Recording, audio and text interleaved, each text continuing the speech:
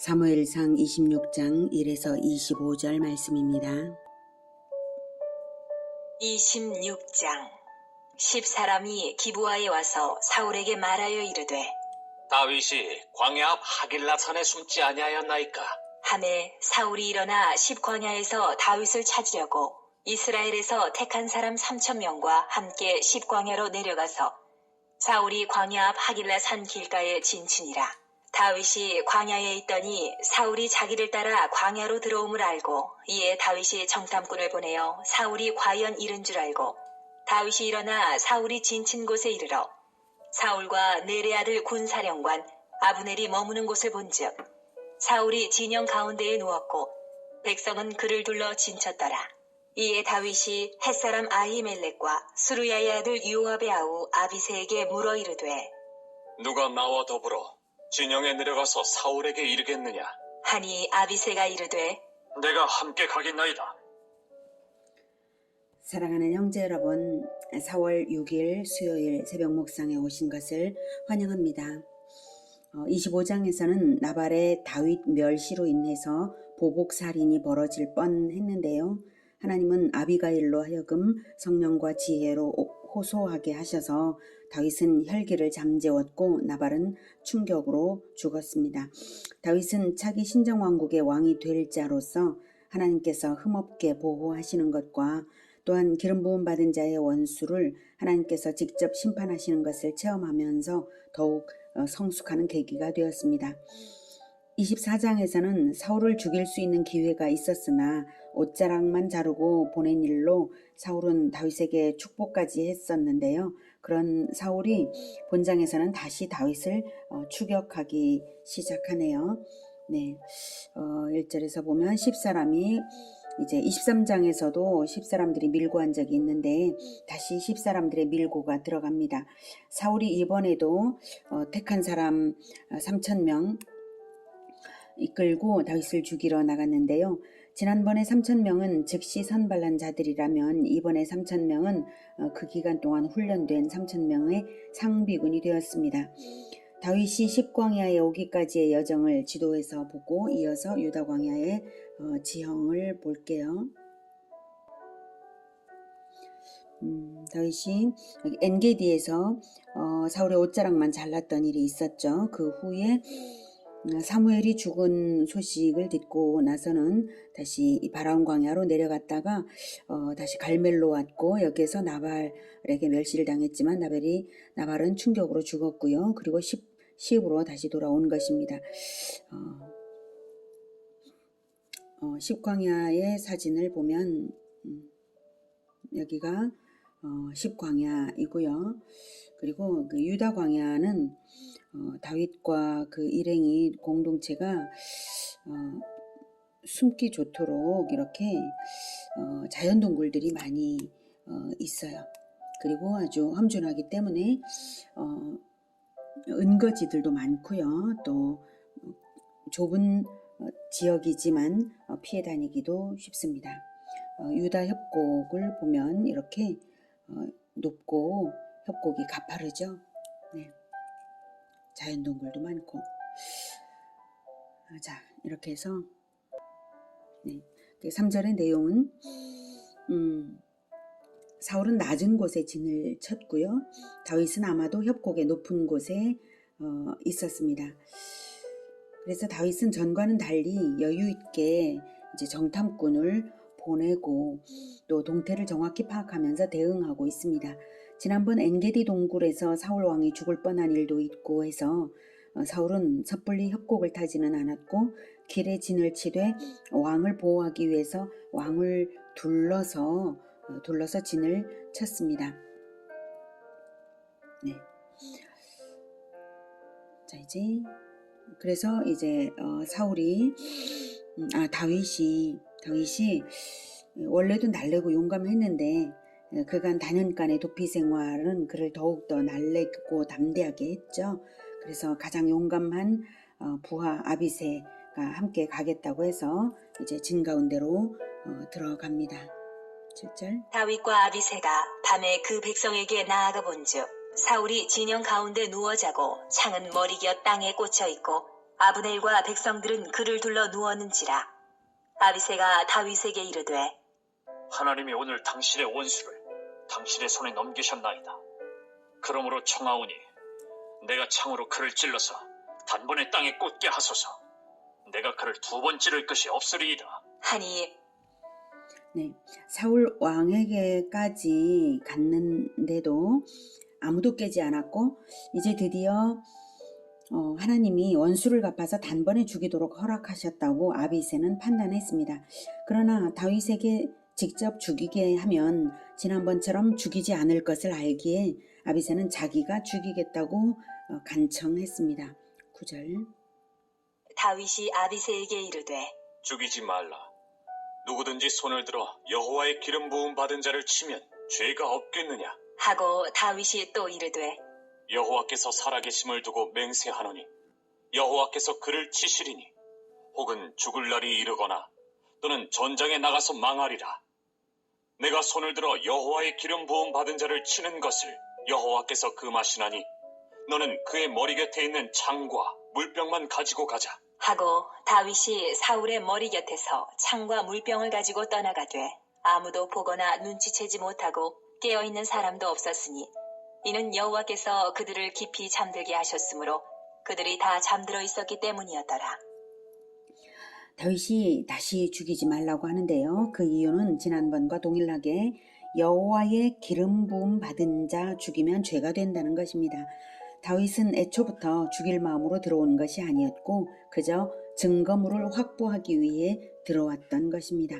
다윗은 나발의 죽음을 겪고 아비가일에게 배운 바가 있어서 여호와께서 그를 치시리니 혹은 죽을 날이 이르거나 또는 전장에 나가 망하리라고 말합니다.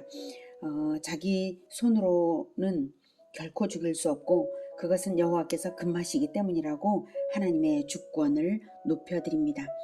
바로 그것을 하나님은 바라셨고요. 그래서 증거물을 확보하고 안전하게 돌아오도록 사울의 진 전체를 잠들게 하신 것입니다. 요즘은 악한 일들이 점점 더 많이 일어나는 세대입니다. 우리에게 억울한 일이 일어나지 않기를 바라지만 혹 그런 경우에 처하게 될지라도 원수를 갚는 것이 나에게 있지 않고 하나님께 있는 것임을 반드시 기억하시기 바랍니다. 그것은 심판권이 주권자이신 하나님께 있는 것이지 나에게는 없는 것이므로 주권자의 심판권을 침범하는 일을 하면 벌이 오히려 7배라고 하셨거든요. 창세기에서 동생을 죽인 가인조차도 회개의 기회를 주시기 위해서 보호하시면서 누군가가 가인을 보복하여 죽인다면 그 벌이 7배라고 심판권을 침범한 죄가 더 크다는 것을 알게 하신 일이 있습니다. 다윗은 아비가일의 호소와 나발의 죽음을 통해서 그것을 확실하게 배웠기 때문에 사울의 죽음은 하나님의 징벌로 적당한 때에 이루어질 것임을 확신했습니다. 13절. 이에 다윗이 건너편으로 가서 멀리 산꼭대기에 서니 거리가 멀더라. 다윗이 백성과 넬의 아들 아브넬을 대하여 외쳐 이르되 아브넬아, 너는 대답하지 아니하느냐? 하니 아브넬이 대답하여 이르되 왕을 부르는 너는 누구냐? 하더라. 네, 다윗이 멀리 있었다는 것은 직선거리가 아니라 높은 곳에 있었다는 것이고요. 그래서 크게 외쳤을 때 들렸던 것입니다. 참고로 유다 광야의 협곡을 아까 사진으로 본 것 기억하시고요. 15절. 다윗이 아브넬에게 이르되 네가 용사가 아니냐? 이스라엘 가운데 너 같은 자가 누구냐? 그러한데 내가 어찌하여 내 주 왕을 보호하지 아니하느냐? 백성 가운데 한 사람이 내 주 왕을 죽이려고 들어갔었느니라. 내가 행한 이 일이 옳지 못하도다. 여호와께서 살아계심을 두고 맹세하노니 여호와의 기름 부음 받은 너희 주를 보호하지 아니하였으니 너희는 마땅히 죽을 자이니라. 이제 왕의 창과 왕의 머리 곁에 있던 물병이 어디 있나 보라. 하니 사울이 다윗의 음성을 알아듣고 네, 왕의 창과 왕의 물병이 사라진 것을 보면 다윗의 말이 사실인 것을 확인할 수 있습니다. 다윗은 아브넬을 꾸짖음으로써 다윗 자신이 사울을 죽일 의도가 없을 뿐만 아니라 얼마나 의로운지를 여실히 보여주고 있습니다. 여호와의 기름 부음 받은 너희 주를 보호하지 아니하였으니 라고 말하며 꾸짖는 다윗의 말에 사울이 한순간인들 감동을 안 할 수가 있겠습니까? 17절. 사울이 다윗의 음성을 알아듣고 이르되 내 아들 다윗아, 이것이 내 음성이냐? 하는지라 다윗이 이르되 내 주 왕이여, 내 음성이니이다. 하고 또 이르되 내 주는 어찌하여 주의 종을 쫓으시나이까? 내가 무엇을 하였으며 내 손에 무슨 악이 있나이까? 원하건대 내 주 왕은 이제 종의 말을 들으소서. 만일 왕을 충동시켜 나를 해하려 하는 이가 여호와시면 여호와께서는 재물을 받으시기를 원하나이다마는 만일 사람들이면 그들이 여호와 앞에 저주를 받으리니 이는 그들이 이르기를 너는 가서 다른 신들을 섬기라 하고 오늘 나를 쫓아내어 여호와의 기업에 참여하지 못하게 함이니이다. 네, 다윗은 사울 주변에 다윗을 죽이기를 충동질하는 자들이 있을 것이라 가정하고 말하고 있습니다. 아니라면 사울에게 마귀가 충동질을 하는 것임을 사울 스스로 깨달아야죠. 만약에 하나님께서 여호와께서 다윗을 죽이도록 말씀하신 것이라면 여호와께서는 제물을 받으시기를 원하나이다 라는 것은 기꺼이 하나님께 자기가 제물이 되어서 목숨을 내어드리겠다는 말까지 이제 할 정도로 자기는 죄가 없다는 것을 다시 확인시키는 것입니다. 다윗을 추격하라는 것이 엄연히 저주받을 일인 이유는 다윗으로 하여금 여호와의 기업에서 쫓아내고 있기 때문입니다. 그래서 강제로 다른 신들을 섬기라는 형국을 만들어내고 있기 때문에 다윗에 대한 범죄일 뿐만 아니라 하나님께 대한 범죄를 저지르고 있다는 사실을 들어서 충동하는 자에게 저주를 선포하고 있습니다. 이런 말로써 사울의 마음을 돌려보기 위해 최선을 다하는 다윗입니다. 20절. 그런즉 청하건대 여호와 앞에서 먼 이곳에서 이제 나의 피가 땅에 흐르지 말게 하옵소서.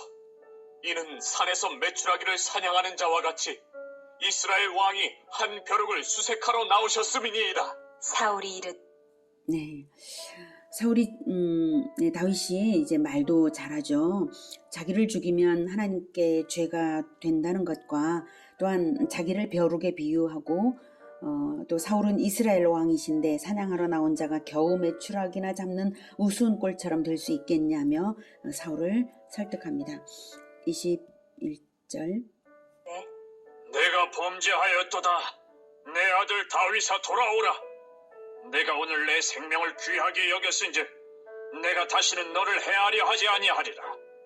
내가 어리석은 일을 하였으니 대단히 잘못되었도다. 하는지라. 사울이 진심으로 회개하는 것처럼 보이지만 그전에도 뉘우치고 축복까지 했다가도 마음이 금세 변질되어서 요동치는 사울이었기에 다시 어떻게 변질될지 믿을 수는 없죠. 그럴지라도 이 순간 다윗은 자신의 결백과 정당함을 분명히 말하고 믿음으로써 자신에 대한 하나님의 보호와 공의를 선언합니다. 22절. 다윗이 대답하여 이르되 왕은 창을 보소서. 한 소년을 보내어 가져가게 하소서. 여호와께서 사람에게 그의 공의와 신실을 따라 갚으시리니 이는 여호와께서 오늘 왕을 내 손에 넘기셨으되 나는 손을 들어 여호와의 기름 부음을 받은 자 치기를 원하지 아니하였음이니이다. 오늘 왕의 생명을 내가 중히 여긴 것 같이 내 생명을 여호와께서 중히 여기소서. 모든 환난에서 나를 구하여 내시기를 바라나이다. 하니라. 하나님의 공의를 완전히 신뢰함으로 사울이 하나님의 손에 죽임당할 것을 확신하며 다윗은 보호하실 것을 확신하는 말입니다. 그리고 자기의 손으로는 결코 보복을 행하지 않는 이유가 하나님의 주권을 높이기 때문임을 다시 한번 확실하게 드러내었습니다. 진정 하나님의 주권을 높여드린 이 점이야말로 다윗이 주권자가 될 수 있었던 이유라고 생각합니다. 왜냐하면 하나님은 대접받으신 대로 대접해 주시는 분이시기 때문입니다. 하나님의 주권을 높였으니 백성의 주권자가 되는 것이죠. 하나님을 알아들이면 하나님도 나를 알아주시는 것입니다. 그리고 내 손으로 보복하지 않고 하나님의 주권에 맡기는 이것이야말로 가장 강력한 방법이면서 또한 가장 평안하고 속편한 일인 것이죠. 25절. 사울이 다윗에게 이르되 내 아들 다윗아, 내게 복이 있을지로다. 내가 큰 일을 행하겠고 반드시 승리를 얻으리라. 하니라. 다윗은 자기 길로 가고 사울은 자기 곳으로 돌아가니라. 사울조차도 다윗을 축복하지 않을 수 없도록 만들었으니 다윗은 진정한 승리자입니다. 칼을 쓰지 않고 사랑과 용서로서 관용으로서 원수를 무장해제시킨 것입니다. 우리에게도 성령을 보내어 주셨고 또한 모든 민족 제자와의 사명과 함께 세상 끝날까지 함께 하신다고 약속하셨으니 하나님은 다윗을 보호하심과 같이 우리를 보호하실 것입니다. 다윗과 같이 하나님 주권 제1원칙이 우리 심령에 굳건하기를 기원합니다. 기도하겠습니다. 하나님은 진정 유일하신 주권자 되십니다. 우리가 우리 인생을 살아가면서 하나님의 주권을 침범하는 일이 결코 없도록 주님 도와주시옵소서. 하나님 주권 제1원칙을 마음에 굳건하게 새길 수 있도록 주님 도와주시옵소서. 그리고 그 어떤 일이 있을지라도 관용으로서 대하여 하나님께서 우리를 신뢰하시는 것을 믿고 관용으로서 대하는 우리가 되게 도와주시옵소서. 그리하여서 진정 예수님처럼 그 길을 따르는 우리 모두가 되게 도와주시옵소서. 하나님의 공의는 반드시 있고 하나님께서는 우리의 약함을 통하여서 하나님의 강함을 보이시고 공의를 보이실 것입니다. 주님을 그리고 주권자이심을 찬양합니다. 예수님의 이름으로 기도드립니다. 아멘. 이어지는 시간은 개인 기도 시간입니다.